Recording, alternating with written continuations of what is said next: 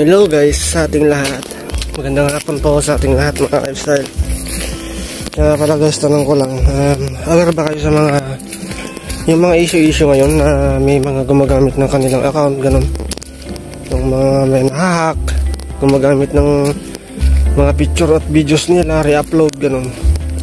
Kung aware kayo guys, ingat-ingat na lang tayo. Kailangan din kasi na yung account natin, lahat ng klase ng account natin ng social media ay dapat nakalock or naka-safety na lahat yung mga identity natin para hindi nila magamit-gamit. Kasi sayang din yung mga effort natin, mga pinagpaguran natin na effort para magkaroon ng mga magagandang account, para magkaroon ng maraming followers. Tapos kukunin lang ng iba, i-hack nila, gagamitin nila, magpo-post sila na kung ano-anong wala namang kwentang bagay na content. Masisira tuloy yung mga image ng ibang tao, yung may-ari ng mga account. Kaya tayo mag-ingat na lang mga ka-lifestyle.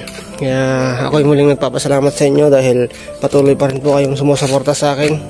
At kayo mga ka-lifestyle ang dahilan kung bakit gumagawa ako ng mga content na kahit pa paano meron pa rin naman tayong may share sa social media. Kaya maraming salamat guys.